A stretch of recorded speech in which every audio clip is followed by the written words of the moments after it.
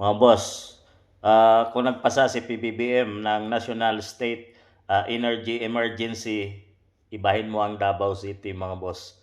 Order na Davao na gasolina sa Brunei, dumating na.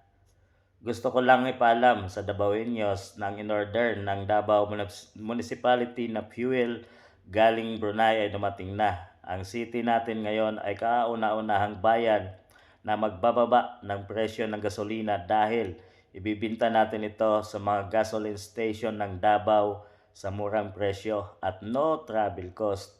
Ito ay upang matulungan natin ang mga mamayan ng Davao sa suliranin sa pagtaas ng mga pangunahing pangangailangan. Dapat dapat ang mga Duterte na lang mga boss, ang anak na lang ni Tatay Digong ang maging pangulo ng Pilipinas.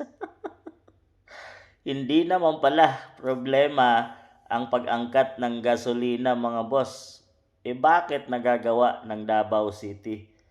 Ngayon, nag times 2 or 140 peso plus na ang ang diesel mga boss na biglang tumaas kahit pa sabi ni PBBM na everything is normal. Huwag tayong mag-alala dahil may sapat na pundo ang ating bansang Pilipinas. Iyon pala ay hindi totoo mga boss.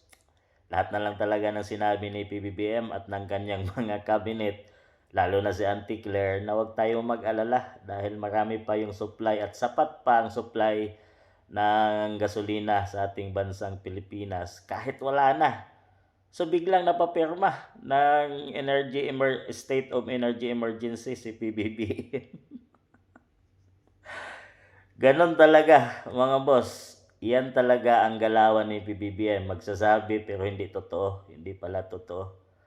Bakit naman kaya ng mga Duterte na bumili sa Brunei ng gasolina? So swerte.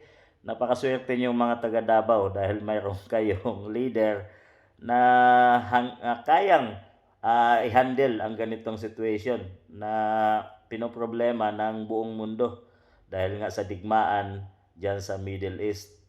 Simple lang naman pala ang problema at mayroon naman palang bansang magbibigay o mapapabili ng mga gasolina gaya nitong Brunei. Bakit hindi nagagawa ng administration na ganito din ang kanilang gagawin at para naman maibsan na yung pinoproblema ng mamayang Pilipino dahil sa double na pagtaas ng presyo ng bigas, makakapekto ito sa mga mamayang Pilipino. Unang-una, ano pang kikitain ng mga driver kung ganyang kamahal ang presyo ng gasolina. At syempre, di na sila mamamasada dahil lugi lang naman. So, mapektuhan yung mga commuters. So, talagang mahal na nga yung bilihin, mahal pa yung presyo ng bigas. So, hindi na sapat ang kinikita ng mamayang Pilipino dahil wala ding trabahong inilaan ang administration. Ano pang mangyayari sa mga Pilipino? Talagang hindi na alam ng administration ni PBBM kung anong gagawin dito sa pagtaas ng at mauubusan na ng supply ang bansang Pilipinas. Samantalang ang Davao City ay mura pa ang presyo ng kanilang mga gasolina. At talagang para lang ito sa Davao mga boss, talaga napakaswerte talaga. Pag may sapat talaga na leader at mayroong kaalaman at kaya i-handle ang mga ganitong situation mga boss. Si PBBM hindi niya na alam kung anong gagawin. Kayang-kaya pala ng Davao City. Iba talaga ang mga Duterte. Kayo, ano masabi niyo mga boss?